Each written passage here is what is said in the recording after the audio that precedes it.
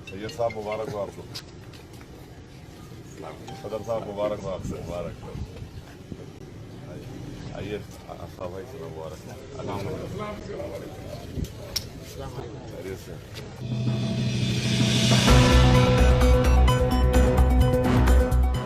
पल पल न्यूज से मैं हूं आपके साथ नदीम अकरम। ये वीडियो शुरुआत में आपने देखा, ये वीडियो दारुसलाम का है, जहां बैरिस्टर असदुद्दीन ओवैसी बिहार के जीते हुए उम्मीदवारों को मुबारकबाद देते हुए नजर आ रहे हैं। इन पांचों लोगों ने यकीनन सियासत में एक नया भूचाल मचा दिया है और इनके बाद लगातार बैरिस्टर असदुद्दीन ओवैसी के ऊपर हमले भी बढ़ गए हैं, क्योंकि ये जीत विपक्षी पार्टियां पचा नहीं पा रही और खासतौर पर कांग्रेस एआईएमआईएम को भारतीय जनता पार्टी की बी टीम घोषित करने पर उतारू हो चुकी है। तो वहीं कांग्रेस का यूथ ब्रिगेड खुल करके अब सामने आ गया और ऑफिशियल पेज से अपने बैरिस्टर असदुद्दीन ओवैसी को भारतीय जनता पार्टी का एजेंट घोषित करने पर तुल चुका है।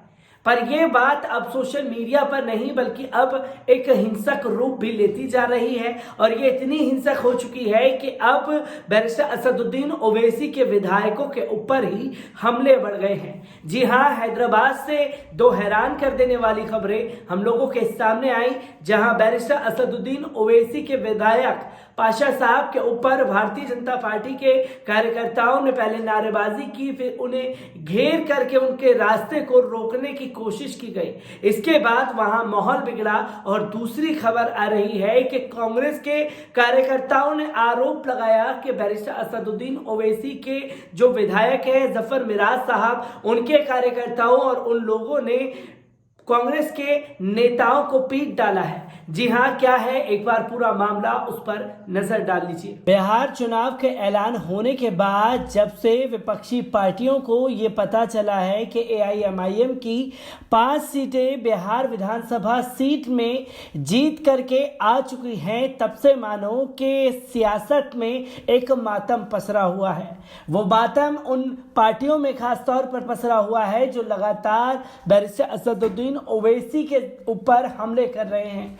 एआईएमआईएम को टारगेट करते हुए तमाम लोग नजर आ रहे हैं, तो वहीं कांग्रेस उनको बीजेपी की बी टीम घोषित करने पर सोशल मीडिया प्लेटफॉर्म पर तुली हुई है। पर इसी के साथ साथ आपको बता दें कि ये जीत यकीनन उन लोगों के लिए चिंता बन गई है जो लोग ये सोचते थे कि सिर्फ मुसलमान उन्हीं का वोटर है। पर ये सीमांचल की जनता ने विपक्षी पार्टियों को आईना दिखाया और सीमांचल की 5 सीटों से बाहर का रास्ता दिखा दिया।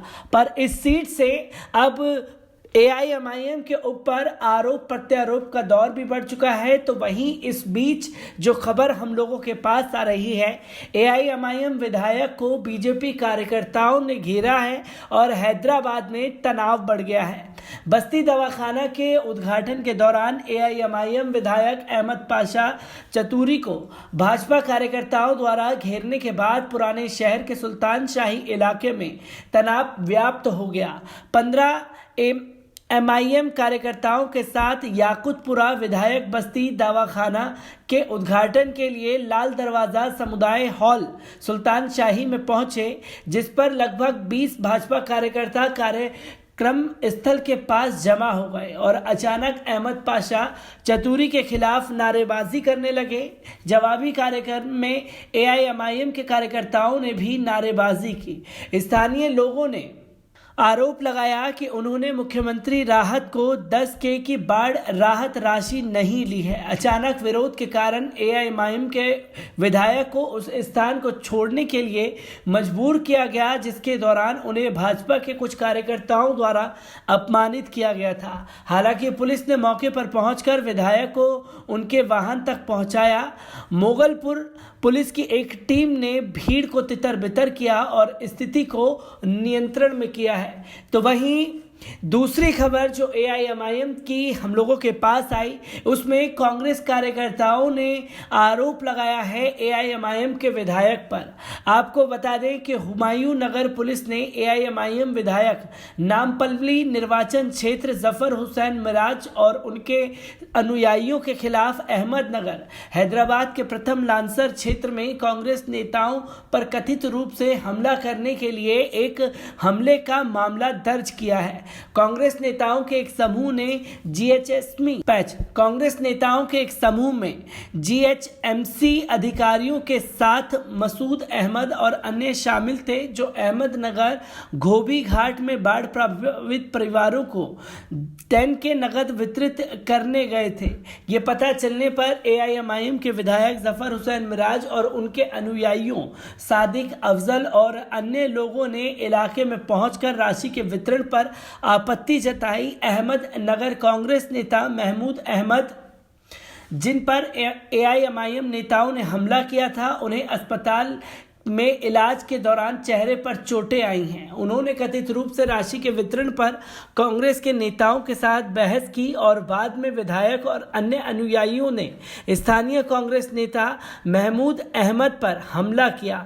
घटना को लेकर इलाके में तनाव व्याप्त हो गया है और स्थानीय पुलिस घटनास्थल पर पहुंच गई है। घायल कांग्रेस नेता स्थानीय अस्पताल में स्थानांतरित कर दिया गया और उन्हें उपचार दिया गया है। अल्पसंख्यक कांग्रेस के नेता फिरोज खान भी मौके पर पहुंचे और राहत कार्य में बाधा डालने के लिए विधायक और अन्य एआईएमआईएम कार्यकर्ताओं के खिलाफ कड़ी कार्रवाई की मांग की है। फिरोज खान ने कहा है कि हैदराबाद में बाढ़ आई थी, इसलिए इसकी एकमात्र कांग्रेस पार्टी जो वास्तविक और योग्य परिवारों को राहत राशि के वितरण की मांग कर रही है, लेकिन एआईएमआईएम और टीआरएस कार्यकर्ता लूट रहे हैं। शिकायत मिलने पर हुमायूं नगर पुलिस ने आईपीसी की धारा 324, 506 और 149 आईपीसी की तहत मामला दर्ज किया है और जांच की जा रही है। ब्यूरो रिपोर्ट, पल पल न्यूज।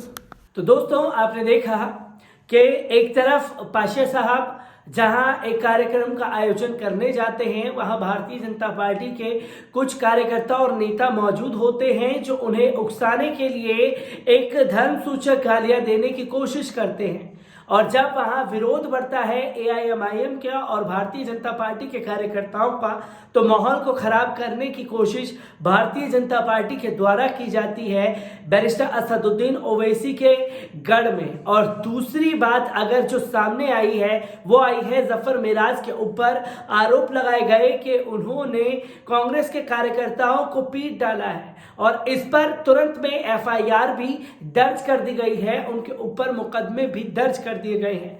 आखिरकार एक ही दिन में ऐसा क्या हो गया कि लगातार कभी बैरिस्टर असदुद्दीन ओवैसी के विधायक के ऊपर ही हमले बढ़ गए और दूसरी तरफ बैरिस्टर असदुद्दीन ओवैसी के विधायकों के ऊपर ही आरोप लगाए जा रहे हैं।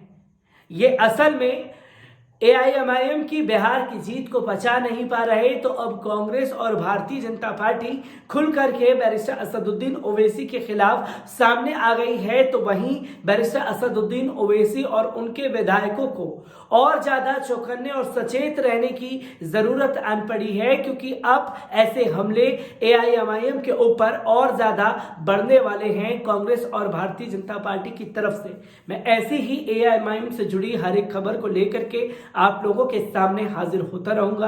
दीजिए इजाजत, शुक्रिया।